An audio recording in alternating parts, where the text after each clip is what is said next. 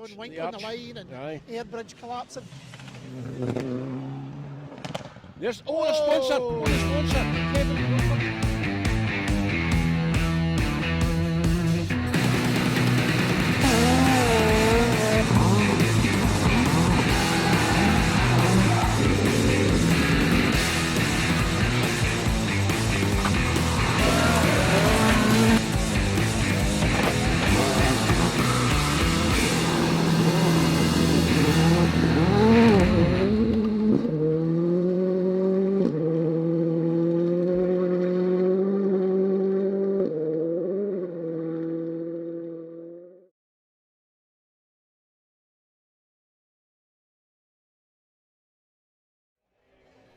The modified and pro classes were very well supported on the AM Phillip Trucktech Snowman Rally, so let's see who came out on top.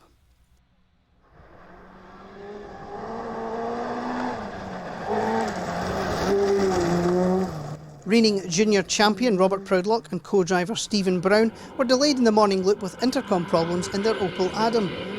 Stage 3 they began to make some moves but were forced out with a misfire on the road section to second service. Loose and left 4 and right 3 don't cut. Left 4 and right 3 don't cut. Back off a bit. 40, left 5 over crest slippy. 40, left 5 don't cut and left 6. Scott and David Sloan were making a return to the SRC in their 208. The first loop was completed very slowly with a broken brake pipe, but once that was sorted they began to speed up, catching a car in 5 and taking second in class at the finish.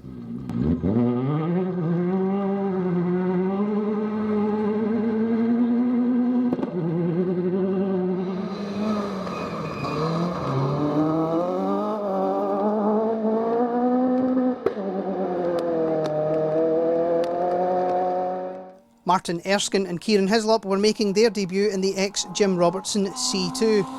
Absolutely loving their new toy, particularly how hard they had to rev it, they took fastest time in the class on every stage but one. A puncture on the last stage slowing their attack on their way to 42nd overall. This is the first time out in this car.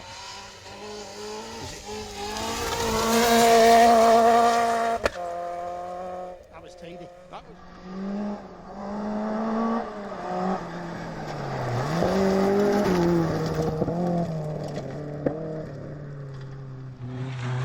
Megan and John O'Kane were debuting their new 2-litre engine in the Fiesta. Adapting to a totally different driving experience to the 1600 they'd had before, they unfortunately had an argument with a large chunk of the Highlands, breaking the front ball joint. They bodged a fix, but the wheel bearing failed as they tried to crawl out of the forest. Go yourself, Megan. That saves you driving.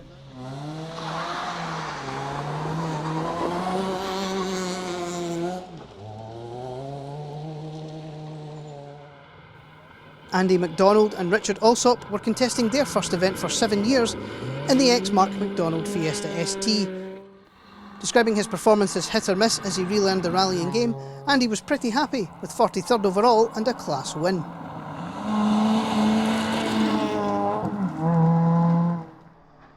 Rue Campbell and Shayna Archibald were disappointed in the build-up to the event when their new engine let go.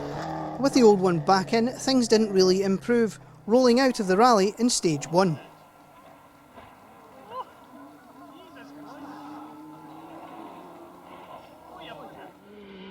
Fellow Sunbeam crew Alistair MacArthur and Chris Robertson's return to the SRC was cut short when the clutch went in stage 3.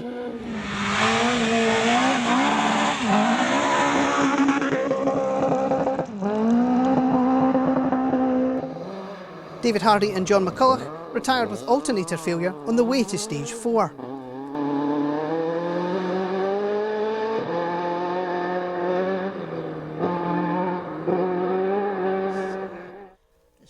John Bailey and Chris Wareham made it to 4, but their Mark II stopped mid-stage. Oh, nice one. Oh, well done, John. I think The Arbuthnot's made it to the final stage before their escort cried enough.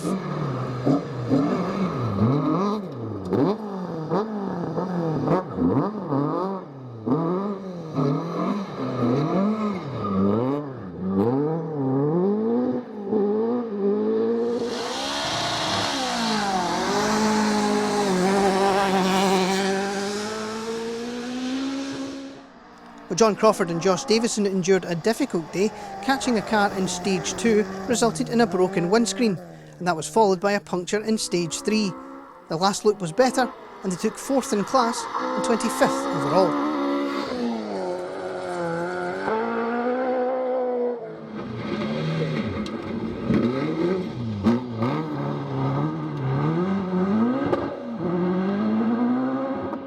'21st overall and 3rd in class was a good return to the forests for Kenny Wood and Gordon Chalmers in their BMW.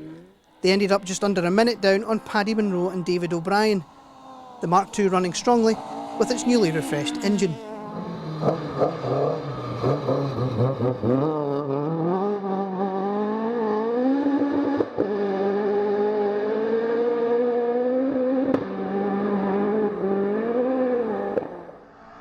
Former two-wheel drive champions Dougal Brown and Lewis Rochford took the M4 win in the refreshed and upgraded Mark II. A relatively steady start was compounded by the alternator belt slipping off its mountings. Once the teething problems were sorted, they were on the top two-wheel drive pace in the final loop, finishing 3rd two-wheel drive car and 16th overall. Phillip Brown.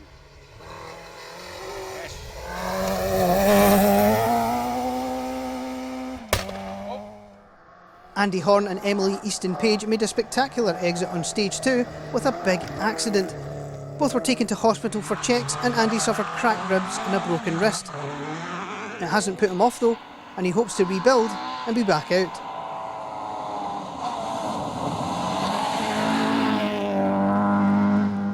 Rolling on the first real corner of the event set the tone for Keir Beaton and Ian Thorburn. Back on their wheels they carried on, but were forced out with brake and overheating problems.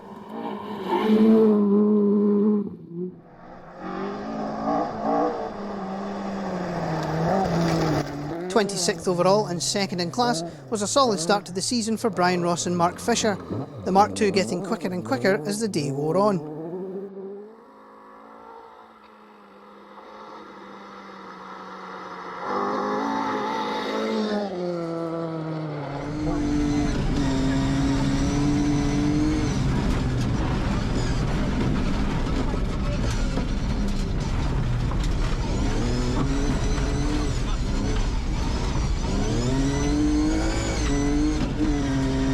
First in class, 15th overall and 2nd two-wheel drive, David Wilson and Kerry McGilvery really enjoyed the morning stages in their BMW Compact. Stage 3 was tougher and they made a wrong tyre choice for the final loop. To top it off, they were lucky to finish at all when the engine began to overheat on the final road section, giving up just after they passed through the final time control.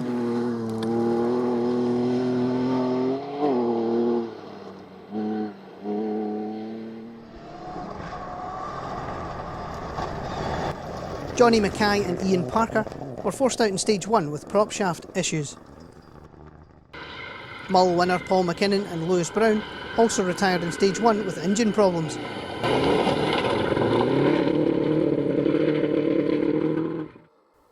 Duncan Campbell and Michael Cruikshank retired when their gearbox got stuck in 4th.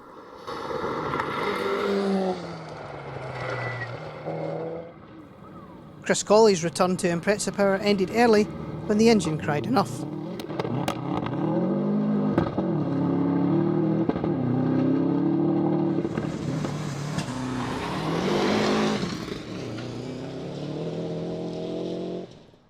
Reigning Subaru Cup champions Mike Motes and Gary McDonald led the M6 runners for most of the day. Really enjoying the car on its new suspension, they finished 2nd in the Groundwater Lift Trucks Subaru Cup, but sadly for them 2 spins on the final stage dropped them to 2nd in the class, behind Brett McKenzie and Barry Young. Brett and Barry had started off slowly as they got used to the new Evo, 65th after Stage 1. They then improved the pace all day to finish 27th and 1st in class, despite catching a car on the final stage. And the battle between the Evo and the Impreza looks like it could be a highlight of the season. 70 up, keep right over crest, and left 6, C80, left 4 in.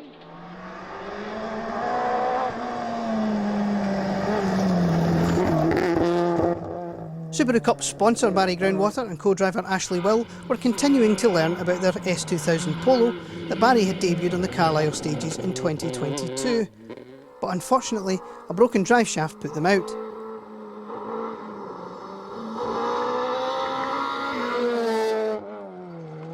How was the tuition from Tom Cave? Oh wow, what can I say? Amazing. Yeah, he just explained things so easily so I could understand it, and a lot of things that I thought, why has nobody told me this? So yeah, really built my confidence that day. Really good.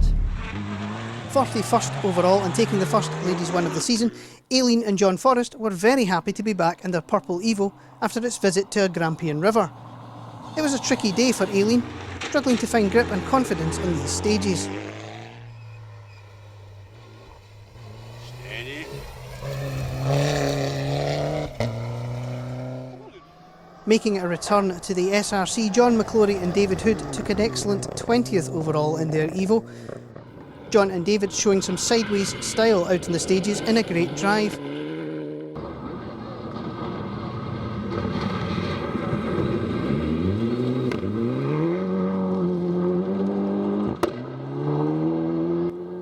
And everyone at the SRC was shocked and saddened to hear of David's passing just a few days after the event. And our thoughts go out to his friends and family.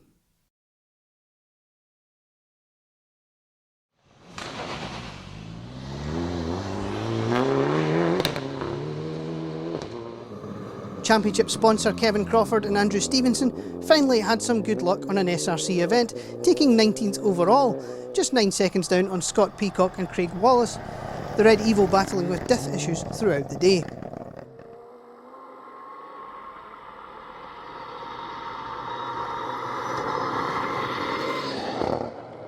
My research says 1971 was your first year of rallying.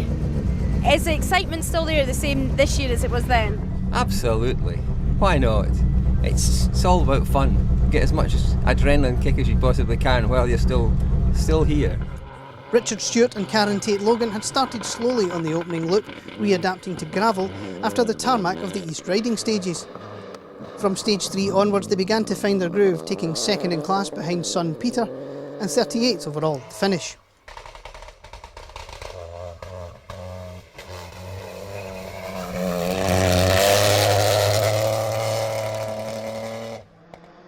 Stuart and Mark Irvin were making their R5 debut in the Hyundai i20, but stage 2 was a disaster, hitting a bridge and rearranging important parts of the front suspension.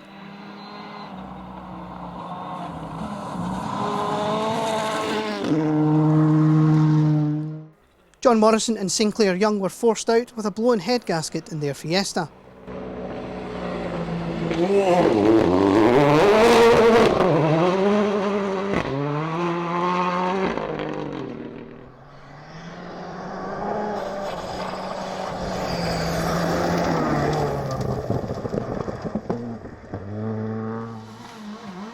It was a big day of learning for Willie Patterson and Tom Hind on their Skoda debut.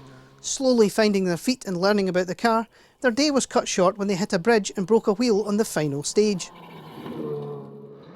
Rounding out the Pro 4 finishers, Ian Wilson and Chris Williams had a lot to learn on their Rally 2 debut. 2 punctures and a visit to the famous Lochletter ditch during the day slowed them, but they enjoyed their first experience of the Fiesta.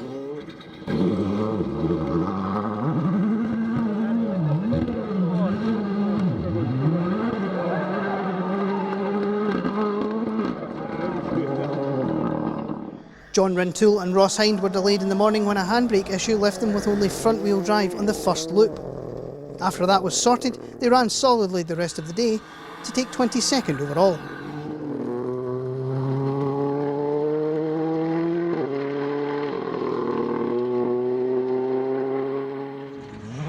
Bob Adamson and Jamie Edwards head into their second season in the Rally 2 Fiesta, the car refreshed over the winter. And it was another solid performance, taking 7th in class and 14th overall.